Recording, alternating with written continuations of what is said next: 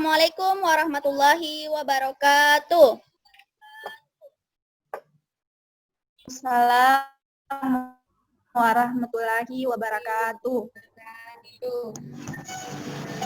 Baik, selamat pagi dan salam sejahtera untuk kita semua. Selamat pagi anak-anakku sekalian. Pagi Bu Guru. Apa kabar hari ini? Alhamdulillah baik Bu. Alhamdulillah. Jadi sebelum belajar seperti biasa, mari kita berdoa sebelum belajar. Silakan Sri Wahyuningsi memimpin doa. Baik, sebelum kita memulai pembelajaran pada hari ini, marilah kita membaca doa agar Allah mempermudah pembelajaran kita pada hari ini.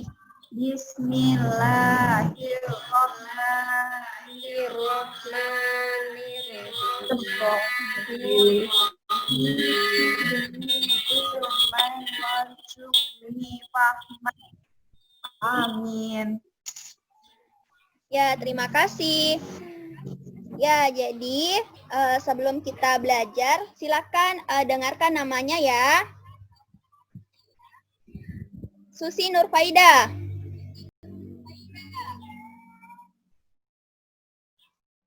Hadir Bu. Nurfaika. Hadir Bu. Sri Wahyuningsi. Hadir Bu. Ya, jadi pada hari ini semuanya hadir ya. Untuk menambah semangat belajar kita, sebelumnya mari kita menyanyikan salah satu lagu nasional, yaitu Indonesia Raya. Jadi silakan menyimak dan ikuti dalam hati saja.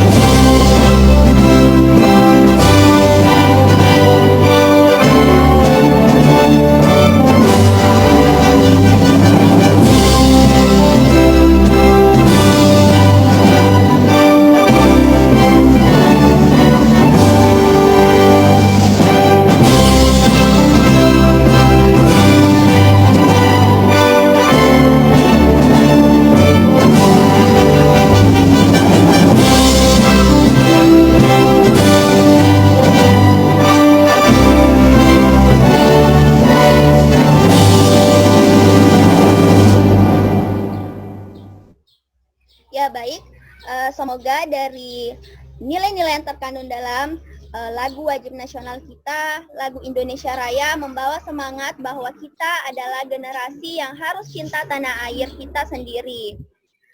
Baik, sebelum kita memulai pelajaran, saya akan bacakan tujuan pembelajaran kita pada hari ini. Ya, tujuan pembelajaran kita pada hari ini yang pertama yaitu setelah mengamati video bacaan tentang perkembangbiakan jagung, siswa mampu menemukan ide pokok dan informasi penting serta menyajikannya dalam bentuk diagram. Yang kedua, setelah menemukan ide pokok dari bacaan, siswa mampu mengembangkan menjadi sebuah tulisan dengan menggunakan bahasanya sendiri secara rinci.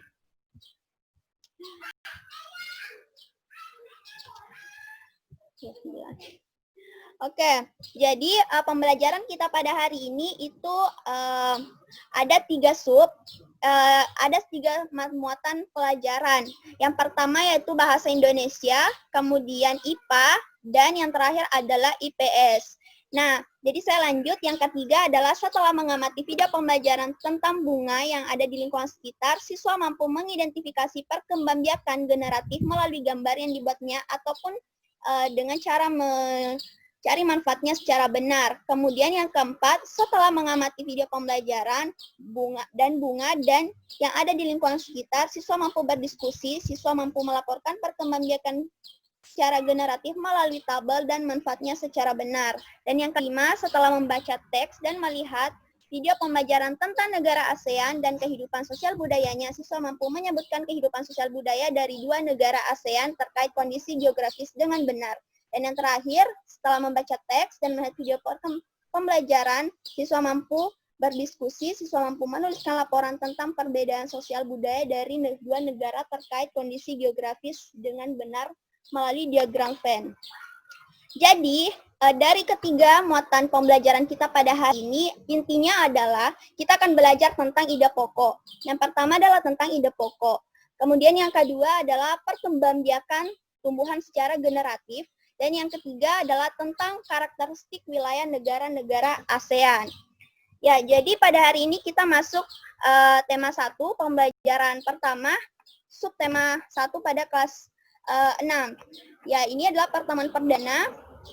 Ya, jadi semoga pada pertemuan awal ini membawa semangat bagi anak-anakku sekalian. Oke, kita masuk pada materi pertama, yaitu tentang ide pokok. Sebelumnya, kalian pernah tidak mendengar istilah ide pokok? Pernah, Bu. Ya, pernah ya.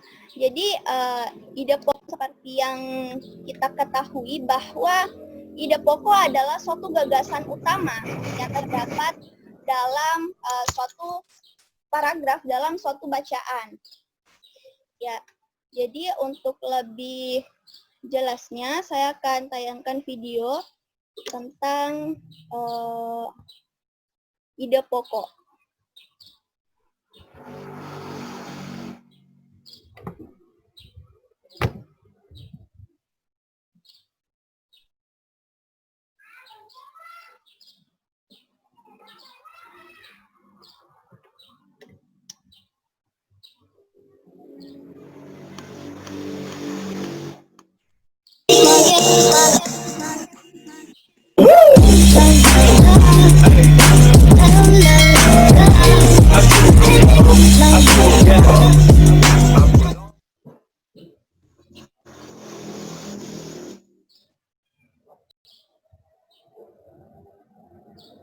Ya, jadi silahkan disimak baik-baik ya.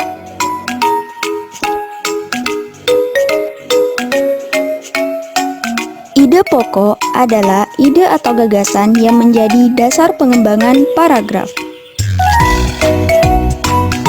Dengan kata lain, ide pokok adalah inti dari informasi yang kita peroleh dari paragraf tersebut.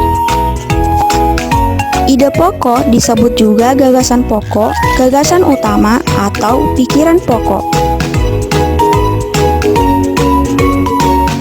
Jadi, pada saat kalian membaca bacaan, kalian harus menemukan ide pokok yang terdapat pada tiap-tiap paragraf. Satu paragraf memiliki satu ide pokok. Ide pokok ini terdapat dalam kalimat utama. Kalimat utama adalah kalimat yang di dalamnya terdapat ide pokok paragraf. Kalimat utama ini dijelaskan oleh kalimat-kalimat lain dalam paragraf tersebut, yang disebut dengan kalimat penjelas. Nama lain untuk kalimat utama adalah kalimat topik, sedangkan kalimat penjelas yaitu kalimat yang menjelaskan kalimat utama. 5 langkah menemukan ide pokok. 1. Baca seluruh paragraf dengan cermat. 2. Cermati kalimat pertama hingga akhir. Ketiga, baca kalimat demi kalimat sampai kamu menemukan ide pokok paragraf. Dalam satu paragraf, ide pokok biasanya terletak di awal, akhir, atau awal dan akhir paragraf. 4. Tandai ide pokok tiap paragraf. 5. Tandai info penting dalam tiap paragraf. Sekarang, amati contoh berikut.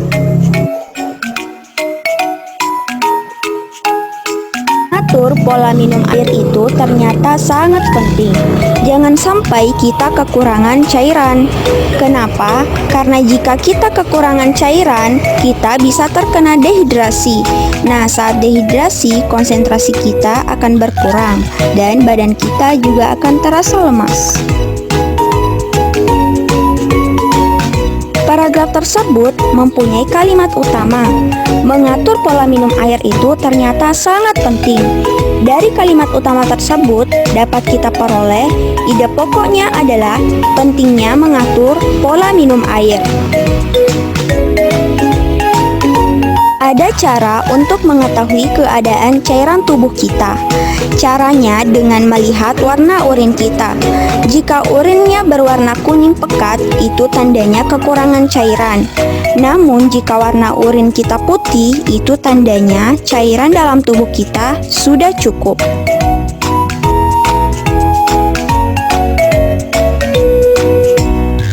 Paragraf tersebut mempunyai kalimat utama. Ada cara untuk mengetahui keadaan cairan di tubuh kita. Dapat disimpulkan, ide pokok paragraf tersebut adalah cara mengetahui keadaan cairan di tubuh.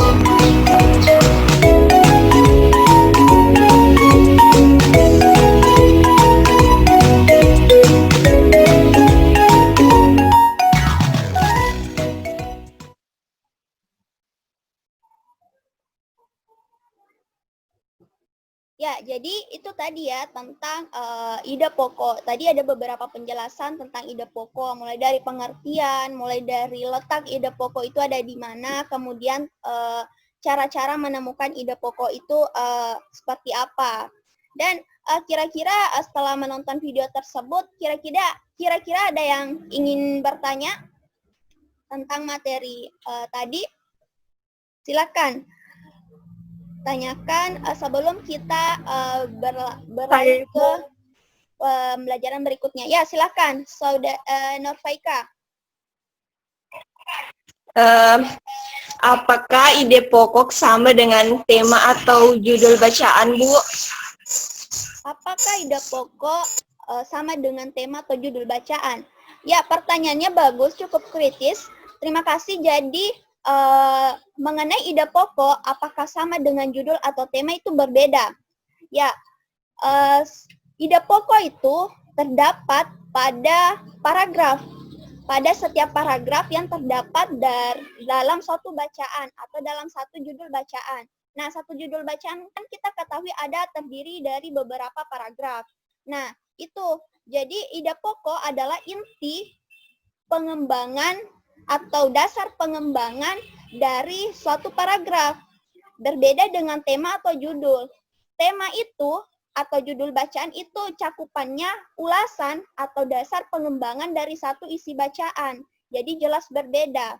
Itu bedanya ketika misalnya tadi ide pokok itu merupakan dasar pengembangan atau inti dari kalimat dalam tiap paragraf. Dari ide pokok ini kemudian paragraf bisa dikembangkan dalam beberapa kalimat. Sedangkan judul atau tema itu dasar pengembangan satu tulisan. Jadi gitu. Jelas ya? Oke, ada lagi yang mau bertanya? Jelas. Oke, ada lagi yang mau bertanya? Ya, silakan. Susi Nurfaida. Pertanyaannya apa? Silakan. Apakah ide pokok bisa terdapat pada tengah paragraf? Apakah ide pokok bisa terdapat pada tengah paragraf? Nah, pembelajaran ide pokok ini sebenarnya itu bisa kita dapatkan di setiap jenjang pendidikan. Nah, pembahasan mengenai apakah ide pokok itu bisa terletak di tengah itu bisa saja. Itu ada yang namanya paragraf ineratif. Nah, paragraf kan ada 3 jenis, ada deduktif, ada induktif, dan ya ada ineratif. Nah, ineratif inilah yang kemudian bisa saja menimbulkan bahwa ide pokok itu terletak di tengah paragraf. Itu, jadi bisa saja. Mungkin penjelasannya tadi ya memang hanya ada di awal dan di akhir.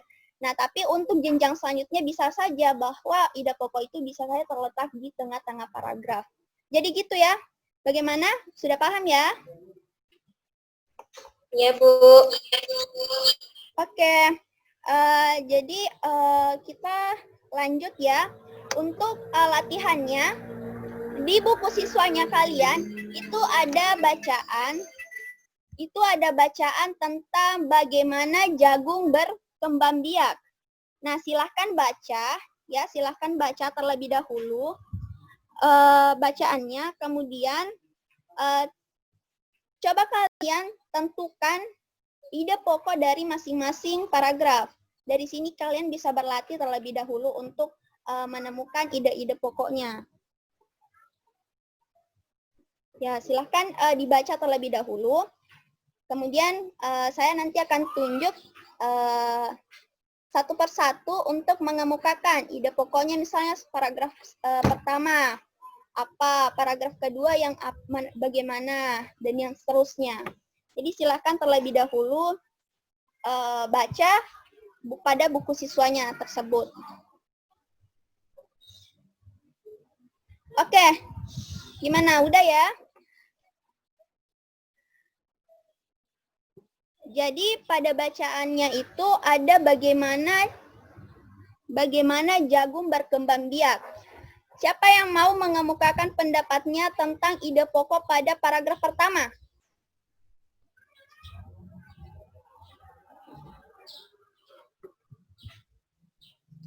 Ada yang mau? Ya, silakan. Sri Wahyuningsih. Jadi ide pokok pada paragraf pertama yaitu jagung merupakan salah satu tanaman yang dijadikan bahan makanan pokok di berbagai negara, salah satunya Indonesia. Ya, Sudah, Bu. betul ya. Kemudian paragraf kedua. Siapa yang berani?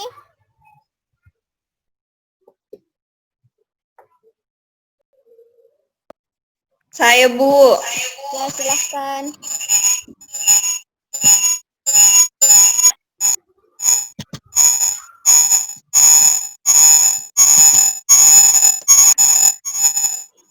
Jadi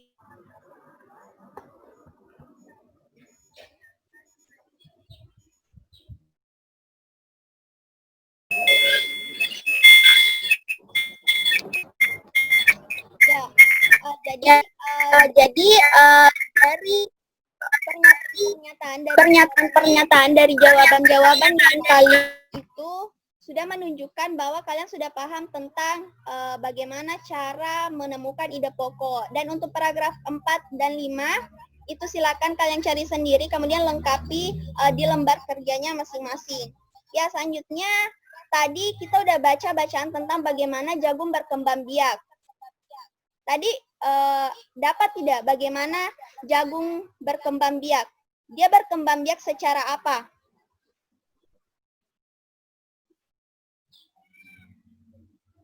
Ada yang tahu? Dari inti bacaan tadi tuh jagung berkembang biak secara generatif ya, atau berkembang biak dengan biji. Nah, perkembangbiakan secara generatif ini kalian pernah dengar tidak? Apa yang dimaksud dengan perkembangbiakan secara generatif?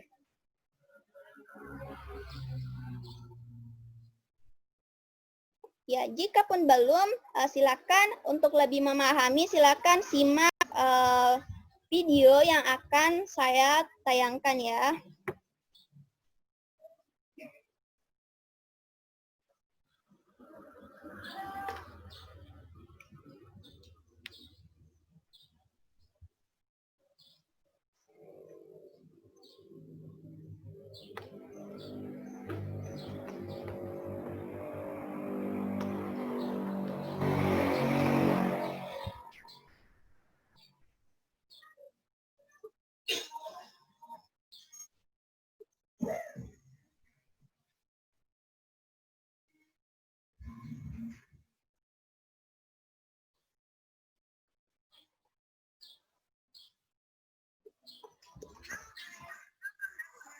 Oke, mohon maaf.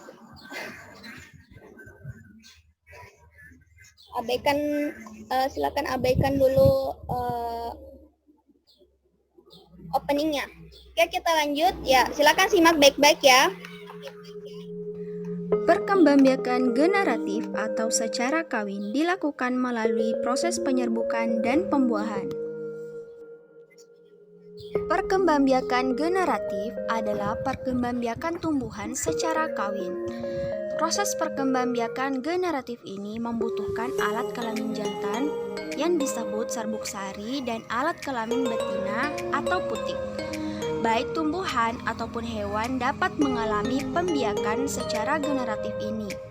Pembiakan secara generatif ditandai dengan adanya penyerbukan dan pembuahan. Penyerbukan adalah peristiwa jatuhnya serbuk sari ke kepala putik. Setelah proses penyerbukan, bulu serbuk sari menuju ruang bakal biji. Di ruang bakal biji terjadi pembuahan, yaitu peleburan serbuk sari dengan kepala putik. Hasil pembuahan dinamakan zigot. Zigot menjadi biji dan bakal buah menjadi daging dan buah. Contoh tumbuhan yang berkembang biak secara generatif ada jambu, bunga kembang sepatu, kedelai, padi, rambutan, salak, mangga, jeruk, jagung, dan banyak contoh-contoh yang lainnya.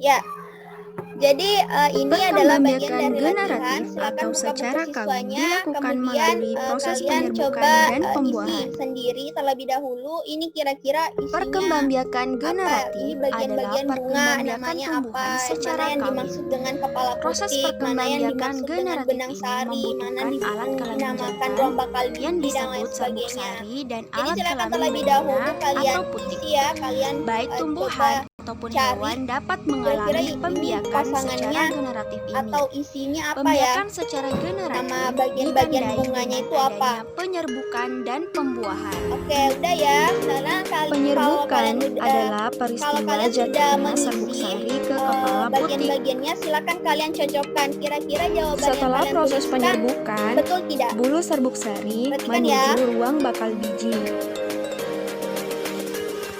Di ruang bakal biji terjadi pembuahan, yaitu peleburan serbuk sari dengan kepala putik. Hasil pembuahan dinamakan zigot. Zigot menjadi biji dan bakal buah menjadi daging dan buah. Ya.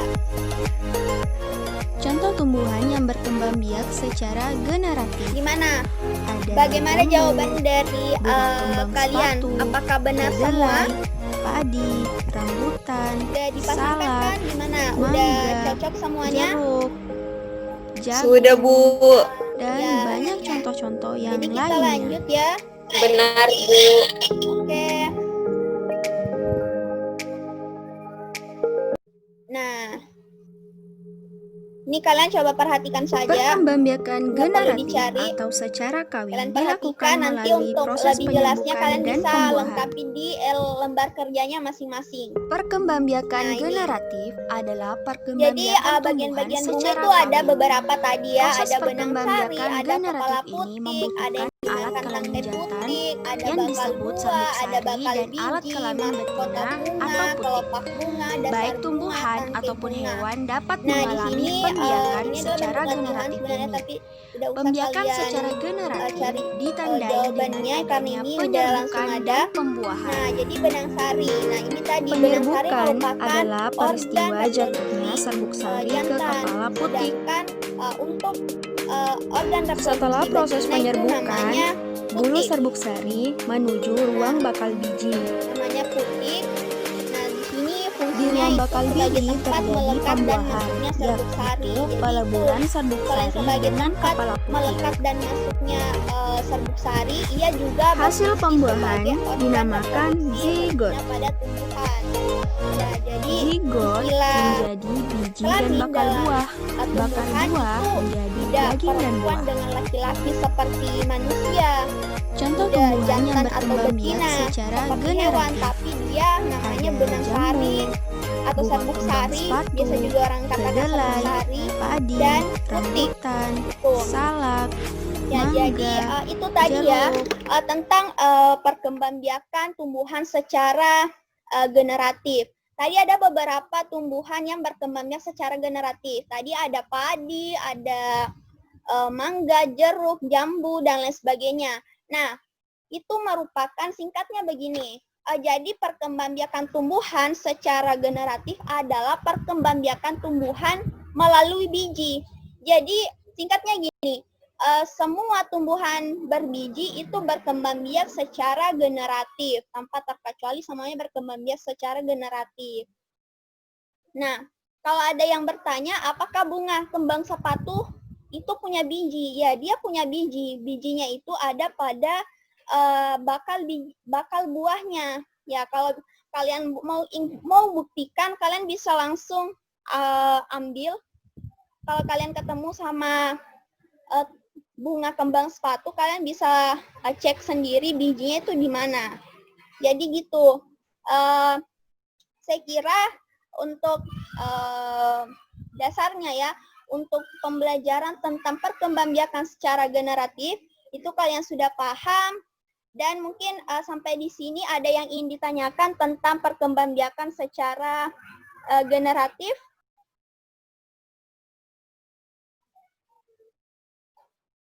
Saya, Bu. Ya, silahkan. Apakah semua tumbuhan berbiji berkembang biak secara generatif? Ya, apakah tumbuhan berbiji berkembang biak secara generatif? Ya, seperti yang saya jelaskan tadi, iya, bahwa semua tumbuhan yang berbiji, yang punya biji, seperti tadi, ada jeruk, ya, jeruk itu ada bijinya, mangga juga ada bijinya, padi, dia merupakan tumbuhan berbiji, kemudian, apalagi, jagung, ya, jagung tadi merupakan biji, jadi dia berkembang biak secara generatif, itu namanya perkembangbiakan secara generatif atau secara kawin. Ya, jadi begitu semuanya. Jadi semua kalau kalian ketemu tumbuhan yang ada bijinya, wah, kalian bisa tebak bahwa itu tumbuhan berkembang biak secara generatif. Paham ya? Iya, paham, Bu. Oke, kita lanjut. Atau masih ada yang ingin bertanya?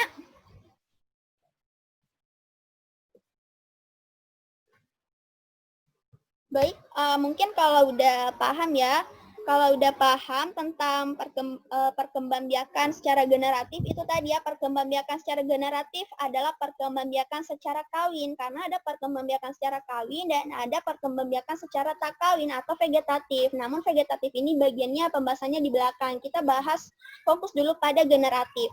Nah, kalau kalian bertanya tentang kenapa sih dinamakan dengan perkembangbiakan secara kawin, kenapa generatif ini bukan dinamakan perkembangbiakan secara tak kawin. Nah, seperti tadi videonya, ya, di video yang kalian lihat bahwa perkembangbiakan secara kawin itu, kenapa dia secara kawin? Karena itu terjadi penyerbukan, ya, proses penyerbukan dan pembuahan.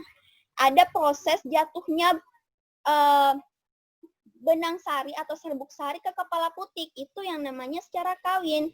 Itu terjadi penyerbukan, kemudian terjadilah pembuahan, terbentuk bakal buah atau yang terbentuk yang namanya zigot, itu yang akan menjadi tumbuhan baru dan sebagainya. Ya, jadi untuk perkembangbiakan secara generatif saya kira kalian sudah paham. Jadi kita akan lanjut untuk selanjutnya. Ya, untuk tumbuhan-tumbuhan yang berkembang biak secara generatif tadi ada yang namanya kembang sepatu. Nah, kembang sepatu ini sekedar informasi bahwa merupakan bunga nasional di negara Malaysia. Nah, tahu tidak negara Malaysia ini terletak di wilayah Asia bagian mana? Apakah di Asia Tengah, Asia Timur, Asia Selatan, Asia Barat, atau Asia Tenggara? Ada yang tahu Malaysia ini termasuk wilayah negara Asia bagian mana? Asia Tenggara, Bu. Ya, Asia Tenggara. Benar ya? Malaysia ini termasuk wilayah negara Asia Tenggara. Wilayah Asia Tenggara terdiri dari 10 atau 11 negara. Ada yang tahu tidak? 10 atau 11? Ya, jadi untuk lebih paham, memang ya ada dua persepsi bahwa wilayah ASEAN itu terdiri dari 11 negara, ada pula yang mengatakan 10. Nah, itu tergantung dari sumber referensi atau bagaimana ia mendasari jumlah negaranya. Oke, untuk lebih paham, ya kita akan lanjut untuk membahas tentang negara ASEAN, namun ingat bahwa yang tadi silahkan lengkapi lembar kerjanya dengan latihan-latihan yang tadi ya yang sudah disediakan. Saya akan tayangkan video sebelum kita mengakhiri pelajaran untuk lebih pahamnya, karena tadi saya sudah menyinggung tentang wilayah ASEAN. Ya, untuk lebih jelasnya saya akan share bagi kalian negara ASEAN.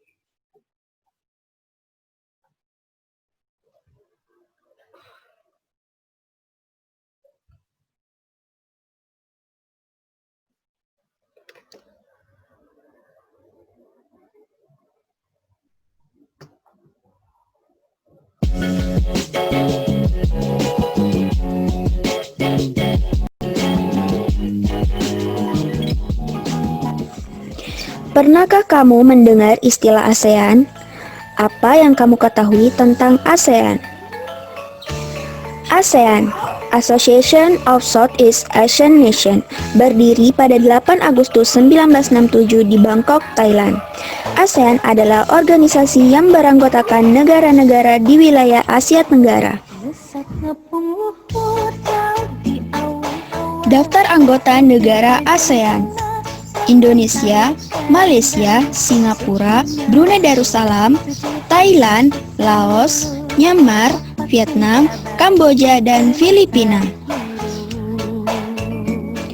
Indonesia, letak geografis 6 derajat lintang utara sampai 11 derajat lintang selatan dan 95 derajat bujur timur sampai 141 derajat bujur timur yang beriklim tropis. Negara Indonesia dilewati oleh garis khatulistiwa dan merupakan negara kepulauan terbesar di dunia.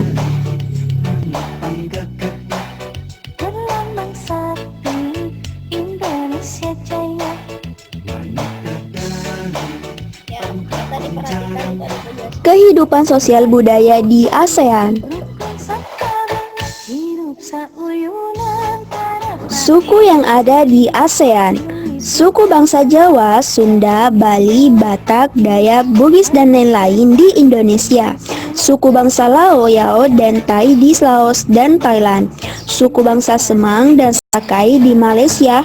Suku bangsa Khmer di Kamboja. Suku bangsa Man, To, Hmong, dan Vietnam di Vietnam. Suku bangsa Cina, India, Melayu, dan Pakistan di Singapura. Ras yang ada di ASEAN: ras Negroid yang menempati Semenanjung Melayu dan Filipina, ras Mongoloid yang menempati Indonesia, Malaysia, dan Filipina. Mata pencaharian penduduk di ASEAN: sebagian besar penduduk di kawasan Asia Tenggara bermata pencaharian sebagai petani, kecuali Singapura. Sebagian besar penduduk Singapura bekerja dalam bidang industri dan perdagangan. Sampai jumpa di pembelajaran selanjutnya. Ya, jadi itu tadi tentang negara-negara ASEAN. Itu baru berdasarnya. Jadi seperti tadi di videonya itu ada tugas, sekaligus ini sebagai akhir ya. sebelum kita mengakhiri, saya akan sampaikan bahwa kalian punya tugas yang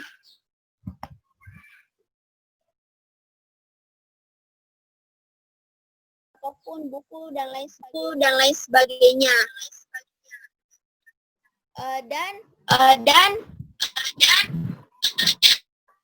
Untuk pengerjaannya tadi seperti yang saya katakan itu secara berkelompok.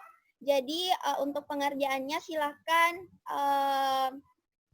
selalu mematuhi protokol kesehatan ya. Kalau kalian mengerjakan secara berkelompok, ingat protokol kesehatan, ingat 3M, prinsip 3M yang sekarang, dan ingat juga semua LKPD-nya atau lembar kerjanya silahkan dilengkapi.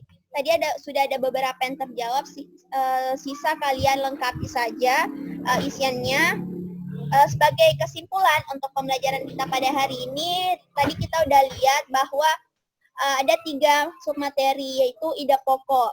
Ida pokok di mana merupakan gagasan utama dari suatu paragraf, kemudian tentang perkembangbiakan tumbuhan secara generatif, kemudian bagaimana karakteristik wilayah-wilayah negara ASEAN. Jadi semoga pembelajaran kita hari ini bermakna, dapat diterima dengan baik. Saya mengapresiasi seluruh antusias dan semangat belajar kalian pada hari ini, luar biasa. Tadi ada banyak yang bertanya, ada banyak yang aktif, terima kasih.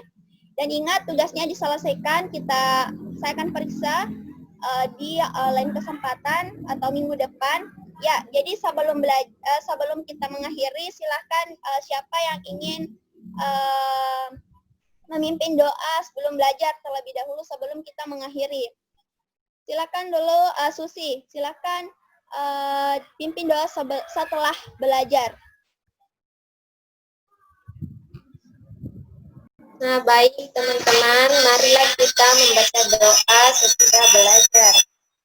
Bismillahirrahmanirrahim. Amin. Ya, jadi sekian untuk pembelajaran kita pada hari ini. Ingat semua tugasnya, ingat semua tugas-tugasnya, karena itu adalah merupakan bagian dari tanggung jawab kalian. Mohon maaf jika pada pembelajaran kali ini terdapat kesalahan kata dari saya pribadi. Ya, sampai jumpa di pertemuan berikutnya. Wassalamualaikum warahmatullahi wabarakatuh. Waalaikumsalam warahmatullahi wabarakatuh.